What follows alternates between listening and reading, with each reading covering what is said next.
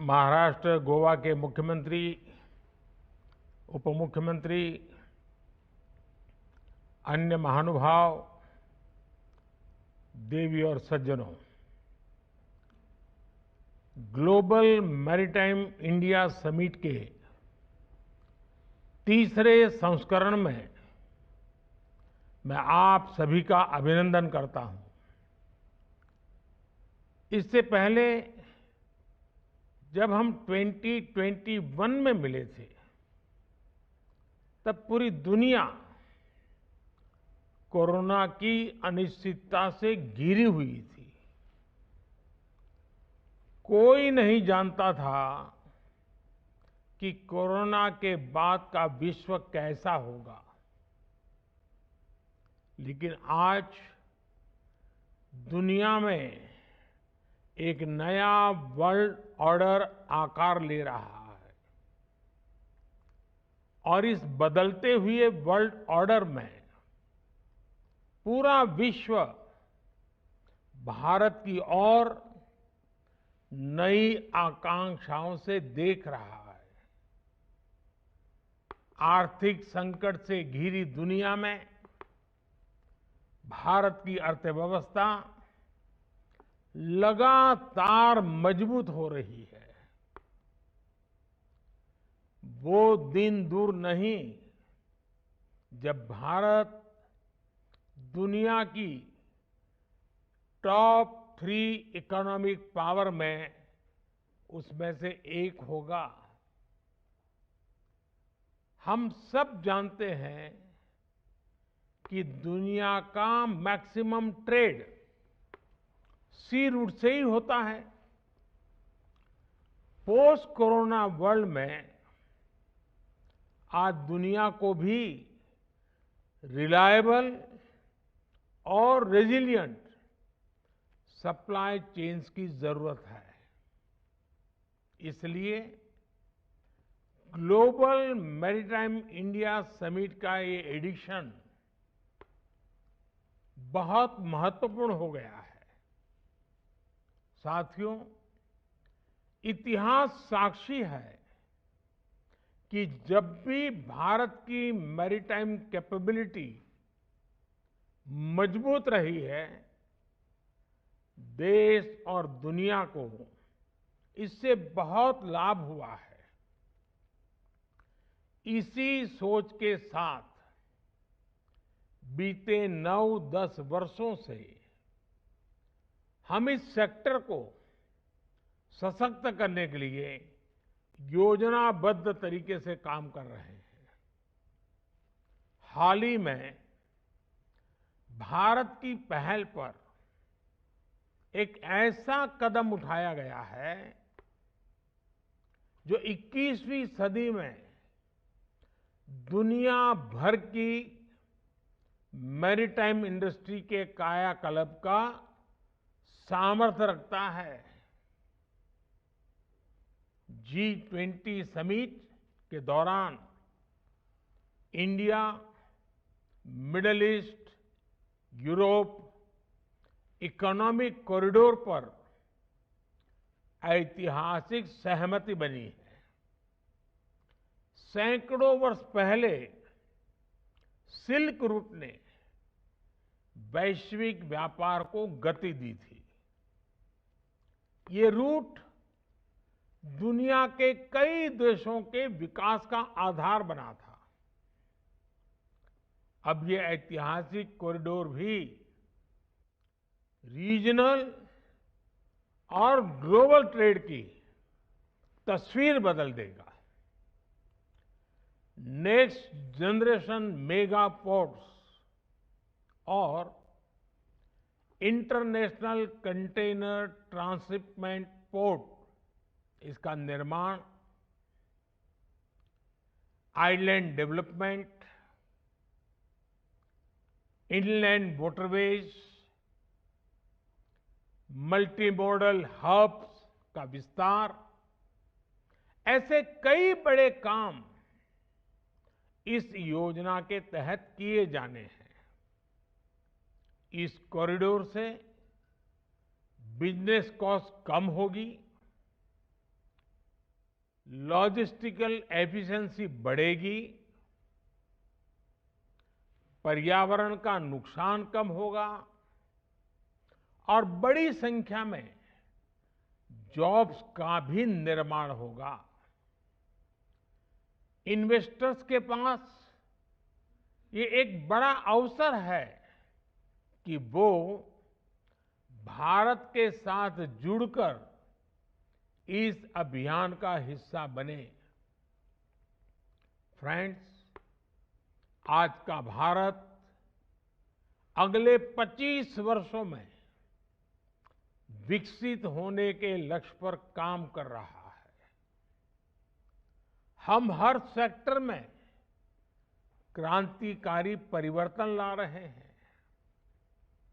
हमने maritime infrastructure के पूरे इकोसिस्टम को मजबूत करने के लिए लगातार काम किया है। बीते एक दशक में भारत के मेजर पोर्ट्स की कैपेसिटी डबल हो चुकी है। कंटेनर वेसल्स का जो टर्न अराउंड टाइम आज से 9-10 साल पहले 2014 में करीब 42 आवर्स था, वो 2023 में 24 आवर्स से 24 घंटे से कम रह गया है। पोर्ट कनेक्टिविटी को मजबूत करने के लिए हमने हजारों किलोमीटर की नई रोड्स बनाई हैं।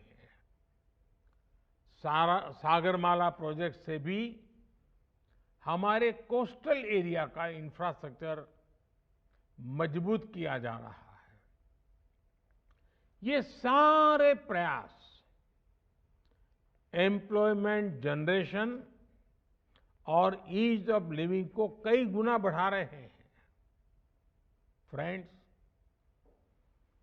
पोर्ट्स फॉर प्रॉस्पेरिटी और पोर्ट्स फॉर प्रोग्रेस का हमारा विजन धरातल पर लगातार बदलाव ला रहा है। लेकिन हमारे काम ने पोर्ट्स फॉर प्रोडक्टिविटी के मंत्र को भी आगे बढ़ाया है।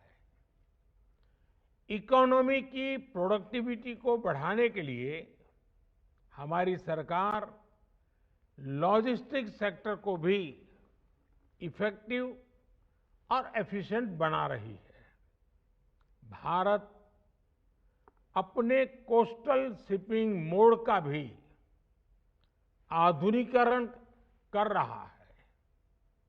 बीते एक दशक में कोस्टल कार्गो का ट्रैफिक 2 गुना हो गया है और इससे लोगों को एक कॉस्ट इफेक्टिव लॉजिस्टिक ऑप्शन भी मिल रहा है।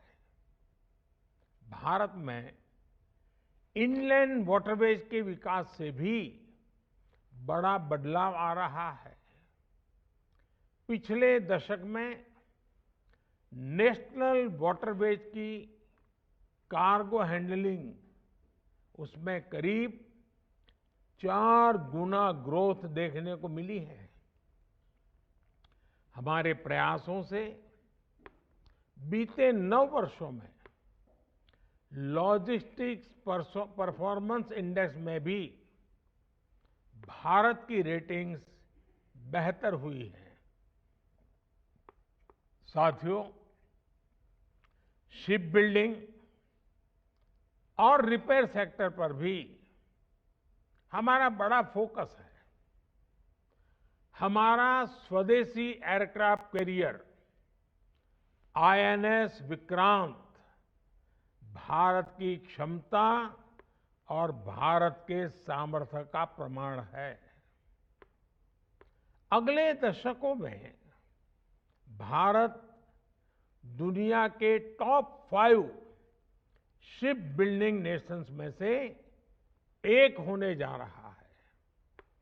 हमारा मंत्र है make in India, make for world, maritime clusters के विकास के जरिए हम शिप बिल्डिंग स्टेक होल्डर्स को एक साथ लाने के इंटीग्रेटेड अप्रोच पर काम कर रहे हैं। हम आने वाले वक्त में देश में कई स्थानों पर शिप बिल्डिंग और रिपेयर सेंटर्स विकसित करने वाले हैं। शिप रिसाइकलिंग के क्षेत्र में भारत पहले ही ग्लोबली दूसरे स्थान पर है। अपने मेजर पोर्ट्स को कार्बन न्यूट्रल बनाने के लिए भारत मैरीटाइम सेक्टर में नेट जीरो स्ट्रेटेजी पर भी काम कर रहा है। हम एक ऐसे भविष्य की ओर से बढ़ रहे हैं जहां ब्लू इकोनॉमी ग्रीन प्लैनेट बनने का माध्यम होगी।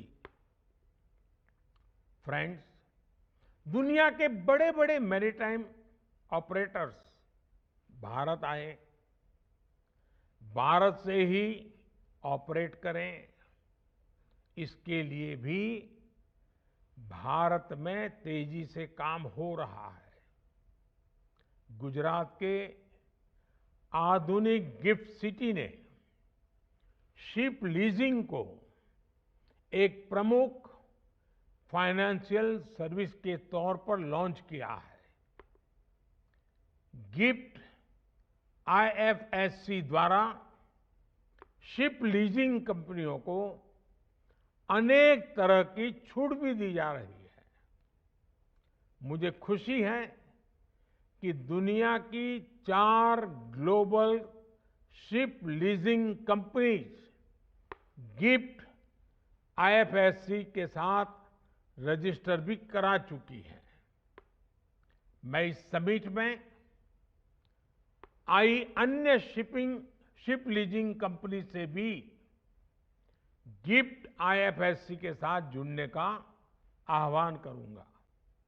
साथियों, भारत के पास विशाल कोस्टलाइन है, मजबूत रिवराइन इकोसिस्टम और रिच कल्चरल हेरिटेज है। ये एक साथ मिलकर मैरीटाइम टूरिज्म की एक नई संभावना पैदा करते हैं। भारत में मौजूद करीब 5000 साल पुराना लोथल डॉकयार्ड एक विश्व विरासत है। एक तरह से लोथल क्रेडल ऑफ शिपिंग है। इस वर्ल्ड हेरिटेज को संरक्षित करने के लिए लोथल में नेशनल मैरीटाइम हेरिटेज कॉम्प्लेक्स भी बनाया जा रहा है। मुंबई से लोथल बहुत दूर नहीं है। मेरा आपसे आग्रह है कि आप एक बार लोथल भी विजिट करने जरूर जाएं। फ्रेंड्स, मैरीटाइम टूरिज्म को बढ़ाने के लिए हमने विश्व की सबसे बड़ी रिवर क्रूज सर्विस की शुरुआत भी की है। भारत अपने अलग अलग पोर्ट्स पर इससे जुड़े कई प्रोजेक्ट्स पर काम कर रहा है। मुंबई में नया इंटरनेशनल क्रूज टर्मिनल बनाया जा रहा है। इसी साल हमने विशाखापत्तनम और चेन्नई में भी ऐसे मॉडर्न क्रूज टर्मिनल बनाए हैं।